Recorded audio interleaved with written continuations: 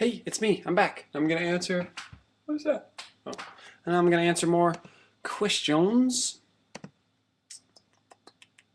Someone asked, "Was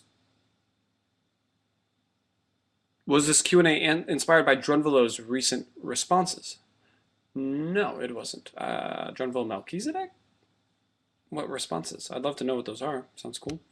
Um, True298 asks, if you could go back in time and meet your 14-year-old self, what advice would you give? That's a great question. I've been asked that before. I would start my Jedi training earlier. Because when I was 14, 14, that's like 7th grade or something? 8th grade? When I was 14, I was really depressed. I was cutting myself, smoking pot, uh, just being an asshole in school to all my teachers. I would have just like let myself know what the future was like and be like, hey, you have the opportunity to be like a magician and a Jedi Knight, a total rock star, and you need to start your training now. Start focusing on your posture now. Start focusing on deep breathing now. Start doing Qigong now. Start doing yoga now. I would have just started everything earlier, knowing that where I was at then, that's all I would have wanted is like some place to fit in. And if I can fit into the opportunity of like being the best me I can be, I would have been totally empowered to do that, totally inspired to do that.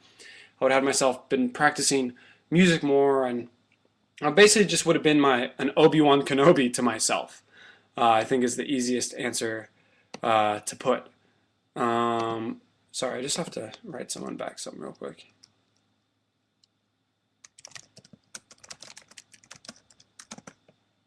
Okay. Yeah, I love that question. It's like it would have been so cool. I just would have. It would have been what would have been really trippy too. Is well, I guess if that makes another timeline. I'm not good with the whole time travel thing, but it would have been trippy to like the moment I tell myself to start training, would the me saying that immediately be like buffer and stronger and wiser and more flexible because I like started. That would be trippy. Like the moment I say it and it clicks in the 14-year-old me, the new me automatically shifts because it means I already did all that stuff. That's trippy. I love time travel stuff. But yeah, I just would have empowered myself earlier and inspired myself and made it more into a game, like a Jedi training. Like be like, dude, start your training earlier because you're going to become this person and people are going to watch you online and you're going to learn all these cool things and you're going to share them with people and just start earlier so you can just be that much better of an example and learn that much more by the time you get there. That would be really fun. I'm actually planning on doing oops, that's not the right way. Planning on doing a tour in some high schools, some local high schools from my high school and some others in the area, and going into some classrooms or into the event room and doing a presentation like that, showing how, I just got out of high school a few years ago.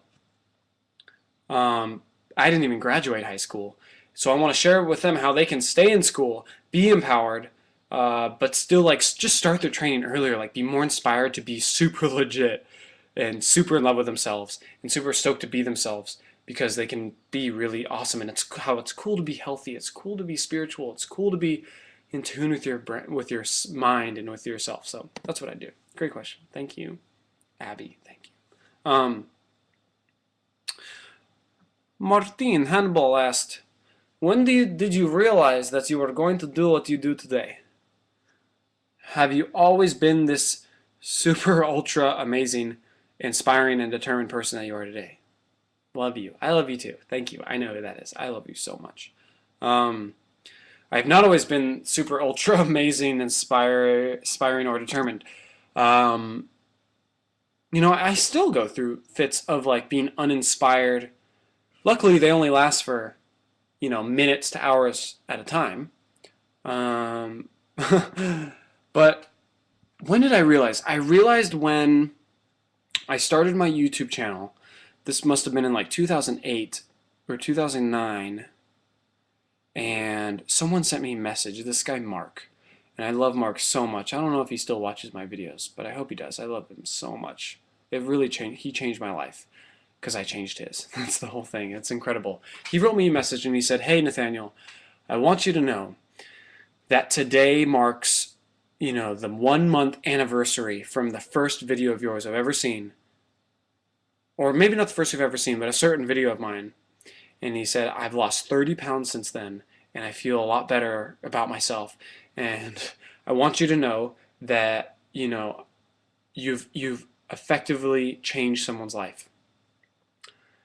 And I just started crying and was like, wow, like, I was like, wait, that's the whole point of life, right? Did I just do that? Like, I can die happy now. And I realized, like, whoa, I can keep doing this. Like, at the time I read, I was like 19 years old. I was like, whoa, I'm 19 years old. I can do this for the rest of my life. This is the best feeling ever. And it wasn't even like, I didn't give him any weight loss advice. I just made my videos on like ways to be more in love with yourself and little practices like deep breathing and stretching and like, so that shifted for me. The moment that happened, I realized, wow, I can do this and I'm going to do this. This is what I'm here to do. And nothing feels better to me than getting responses from people saying like just thank yous from people. It's the only reason I keep going, really. I don't need to make these videos to teach me things or to share things with myself. I'm sharing with myself all day. And that's why I encourage you guys to make videos, because there's something you have to share that nobody else has. And there's, if not thousands, hundreds of thousands of people. Like right now, there's only thousands of people who want to know about me, but that's just because not a lot of people know about me. But I guarantee you if everyone in the world had a YouTube channel and everyone could somehow see everybody, everyone would have hundreds of thousands of subscribers because everybody's so interesting. You have something to share. So I didn't always know, but I knew when I started and I tried and someone ultimately, affected me. I gotta answer this. Let's see how this works. Hey, you're in the middle of a Mahanomi video. Yeah. Say hi. Hi, everybody. I don't know if they could hear that. We'll see. Well, I don't know if they could hear that, but we'll find out. No, no, you're not. You're on my ear now. She just yelled in my ear. What's going on? You want to go see Marianne Williamson? Yeah. All right. I'll be When is it? What time is it at? there till 7. Okay. All right, cool. So I'll be calling you. Okay. Bye-bye. Cool. I'm gonna go see Williamson. Marianne Williams? Marianne Williamson speak tonight. She's super awesome. Um, okay, let's see. My favorite food. My favorite meal is my tonic, I think. Well, it's so hard to compare. It's hard for me to compare things. Like, how do you compare colors? How is red a better color than blue when there's no way to compare them? You know? They're better for different things. Maybe red's better if you're like working out, and blue's better if you're relaxing, whatever. But anyway, um, I love a good salad with like lots of greens and tons of avocado and uh, and some yummy like raw like nut cheese like Ramajan. So yummy, just like cheesy, salty, and avocados and tons of cultured vegetables. Then I love my tonics in the morning, which is just herbal tea and Chinese herbs and almond butter and honey, and it's just like a thick like herbal latte. Oh, so good. That's probably my favorite meal right now. What is Mahanomi? What is the meaning? Well, Maha means the great, and Nomi means name. The great name, which is I am. Um, in my opinion, the great name is I am.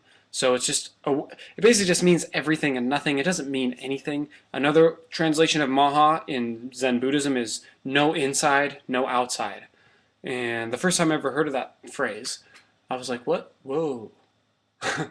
What is something that has no inside and no outside?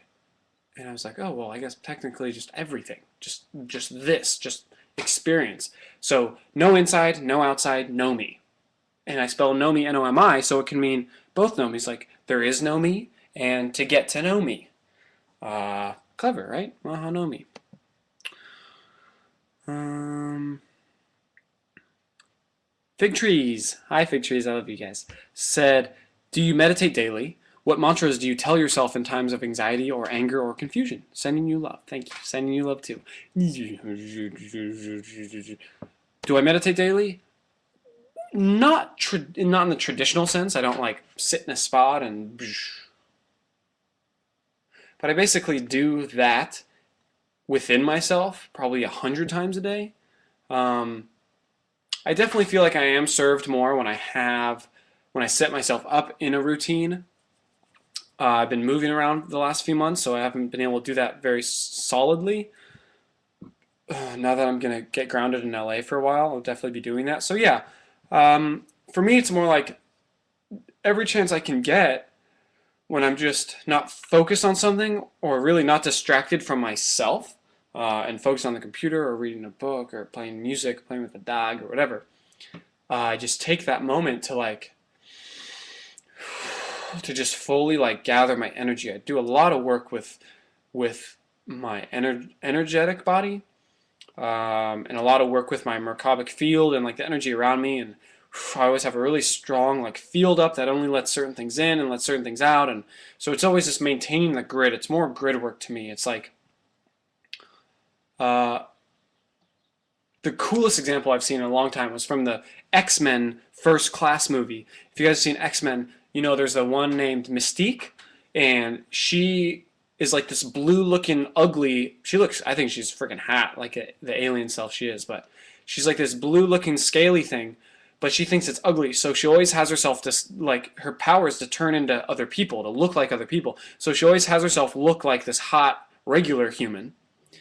Um, but the thing is, and Wolverine tells her that, or Magneto, whatever, someone tells her that if she's always focusing even just that tiniest little ounce of effort on making sure she looks pretty, like looks like she's not herself, then she can't fully be in her power and fully be the X-Men super badass heroine that she wants to be and needs to be.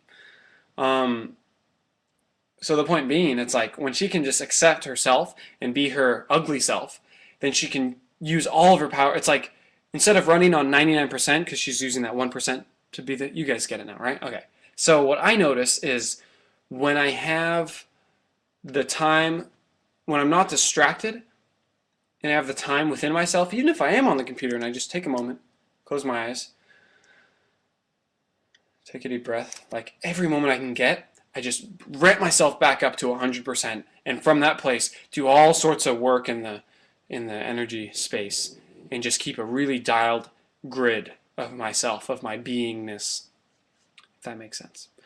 But yeah, meditating daily, I like qigong a lot actually as a great meditation, and I play music every day, which is a great meditation. But yeah, just sitting down, silent, no distractions, is something I would prefer to do more, and I will be now that I'm grounded. And I definitely recommend it. It's a good thing, especially to like see where you're at in your head, to see how easy it is to be quiet in your head. And then what mantras do I tell myself in times of anxiety, stuff like that? Um, Not necessarily mantras, just like ways of thinking. In this new book I'm writing, I made a video about this called the Conscious Codes for Reprogramming. One of the codes is the response. When it comes down to it, the only mantra you need is understanding that you have power and choice in your response to your environment. So if you're in a stressful situation, let's say your tire popped or whatever, your dog's throwing up all over the floor, you're freaking out, whatever, something to freak out about. It's your response. And we get so, again, with distraction, we get distracted. Let's say your tire pops and you're like, oh, and you make it to the side of the road, and then it's very easy to be like, oh my God, I don't have a spare tire, I don't.